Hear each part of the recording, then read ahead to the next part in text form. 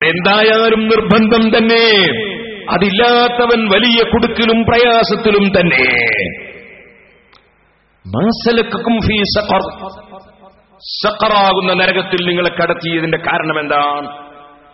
ഉടനെ തന്നെ അവരുടെ മറുപടി, നരകത്തിൽ കടന്നവരുടെ മറുപടി, ഖാലൂ ലം നകു മിനൽ മുസല്ലീൻ, ഞങ്ങൾ നിസ്കരിക്കുന്നവരിൽ ഉൾപ്പെട്ടിരുന്നില്ല. ഇവിടെയുള്ള തീയിന്റെ 70 ഇരട്ടി ചൂടുള്ള തീ, ഇവിടെയുള്ള തീ കൊണ്ട് ചൂടായ ചെമ്പിന്റെ പുറം തൊട്ടു നോക്കാൻ നമുക്ക് ധൈര്യമില്ല. ഇവിടെയുള്ള തീ കൊണ്ട് ചൂടായ ചെമ്പിൽ പാത്രത്തിൽ ഒഴിച്ച വെള്ളം അത് ചൂടായപ്പോൾ അത് കുടിക്കാൻ നമുക്ക് കഴിയുന്നില്ല.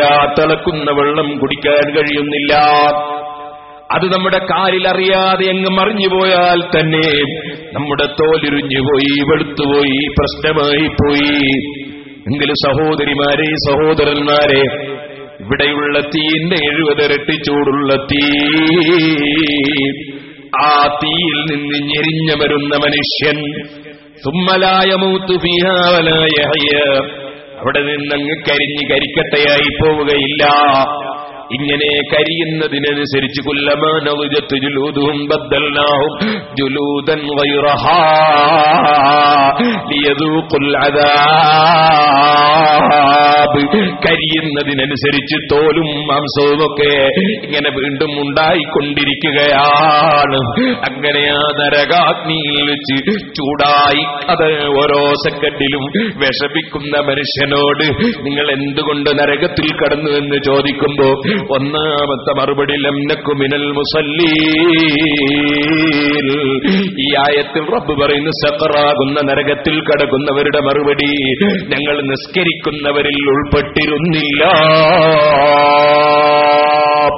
ഓ സഹോദരിമാരെ, സഹോദരന്മാരെ, അതുകൊണ്ട് ഒറ്റ നേരത്തെ നിസ്കാരം കളാക്കരുതെന്ന് എന്റെ ഏറ്റവും പ്രിയപ്പെട്ട നാട്ടുകാരും പരിസരത്തുമുള്ള എല്ലാ സഹോദരിമാരോടും സഹോദരന്മാരോടും ഏറ്റവും ഗൗരവത്തോടെ അറിയിച്ച് ഞാൻ പറയട്ടെ. അബൂദർ ഗിഫാരി റളിയല്ലാഹു അൻഹു പറയുന്നത് അതിന്റെയൊക്കെ എത്രയോ മേലെയാണ് കേട്ടോ. ഖബറിൽ നിങ്ങൾക്ക് സന്തോഷം ലഭിക്കണോ? ഇന്ന് 15 കോടിയോളം കിലോമീറ്റർ അകലെ ഉദിക്കുന്ന സൂര്യൻ വളരെ അടുത്തുദിക്കുന്ന ദിവസം, നിങ്ങൾക്ക് ആ ചൂടുള്ള ദിവസം രക്ഷപ്പെടാൻ ഏറ്റവും നല്ലത് കടുത്ത ചൂടുള്ള ഈ ദിവസം നിങ്ങൾ നോമ്പെടുക്കുന്നത് തന്നെ.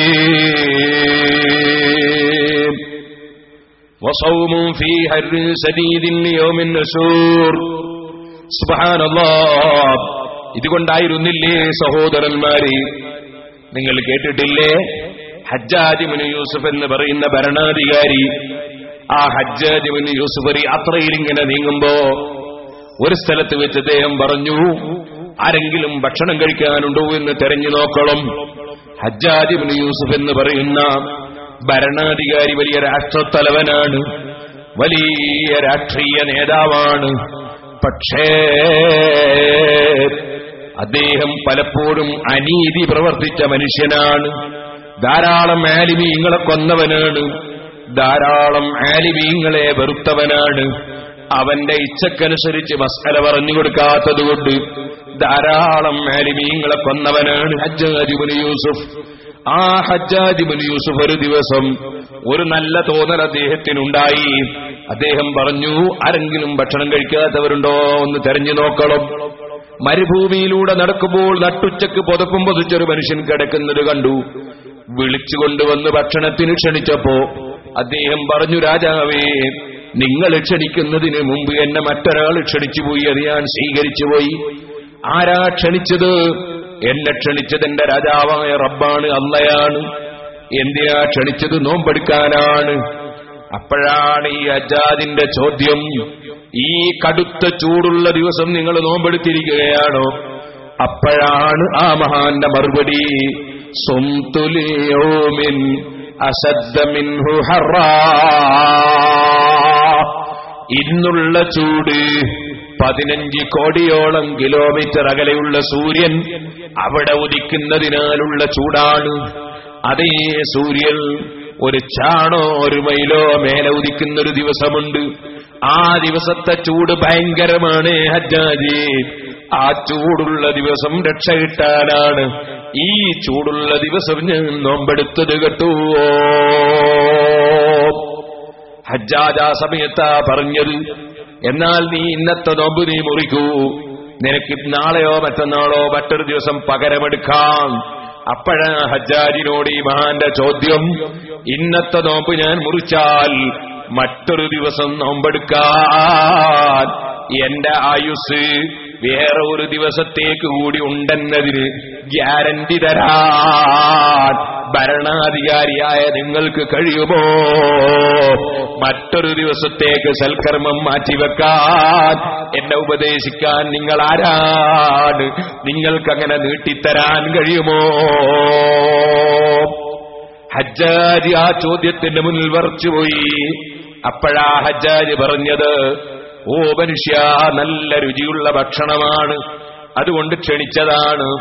അപ്പോഴാ മഹാന്റെ മറുപടി, ഹജ്ജാജേ, അത് നിന്റെ പവറല്ല, നിന്റെ ഭരണത്തിന്റെ പവറുമല്ല, നിന്റെ അധികാരത്തിന്റെ പവറല്ല, നിന്റെ കുക്കിന്റെ പവറല്ല, നിന്റെ മസാലപ്പൊടിയുടെ പവറല്ല. ഇന്നമാ തയ്യബത്തുൽ ആഫിയ, ശരീരത്തിന്റെ ആരോഗ്യമാണ് ഭക്ഷണത്തിന്റെ രുചി നിയന്ത്രിക്കുന്നത്. നിനക്കറിയില്ലേ, പനിക്കുന്ന മനുഷ്യന് എത്ര നല്ല ഭക്ഷണം കൊടുത്താലും അദ്ദേഹത്തിന് രുചി കാണുന്നില്ലല്ലോ. ശരീരത്തിന്റെ ആരോഗ്യമാണ് ഭക്ഷണത്തിന്റെ രുചിക്ക് കാരണം. അത് തരുന്ന രാജാവ് നീയല്ല കേട്ടോ, എന്നെ പടച്ച റബ്ബാണ്. അവന്റെ നിർദ്ദേശമാണ് ഞാൻ സ്വീകരിച്ചത്. സുബ്ഹാനല്ലാഹ്.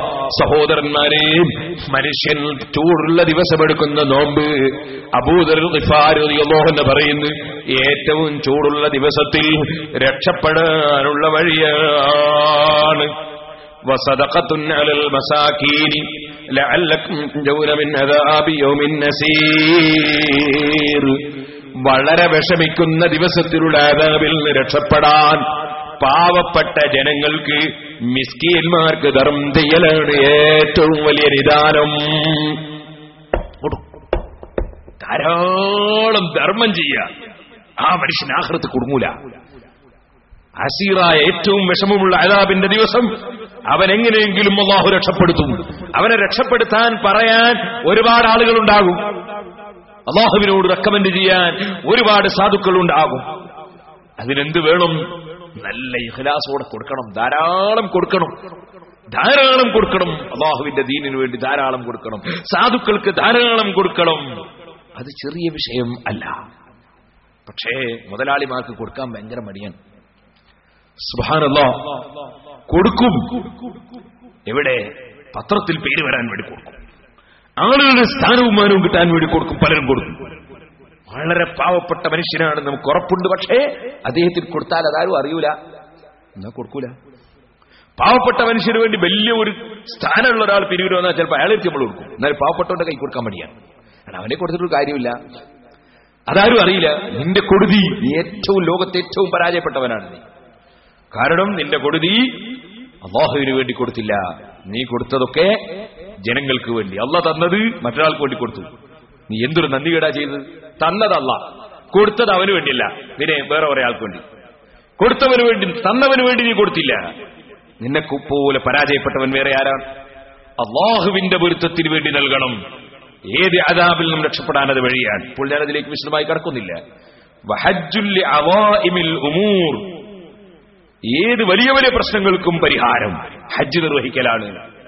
ഇത് പറഞ്ഞുകൊണ്ട് മഹാനായ അബൂദർ ഗിഫാരി റളിയല്ലാഹു അൻഹു വീണ്ടും പറഞ്ഞു, ഞാൻ ഈ കാര്യം മാത്രം പറഞ്ഞുകൊണ്ട് എന്റെ പ്രസംഗം നിർത്താം. വജഅലുദ് ദുനിയാ മജ്ലിസൈനി, ഈ ഭൗതികമായ ലോകത്തെ നീ രണ്ട് സദസ്സുകളായി കാണണം. മജ്ലിസൻ ഫീ തലബിദ് ദുനിയാ വ മജ്ലിസൻ ഫീ തലബിൽ ആഖിറ വസാലിസു യദുറു വലാ യൻഫഉ. മോനെ, ഈ ഭൂമിയിൽ നീ രണ്ട് സദസ്സിലെ പങ്കെടുക്കാവൂ. ഈ ഭൂമിയിൽ രണ്ട് സദസ്സിലെ പങ്കെടുക്കാവൂ.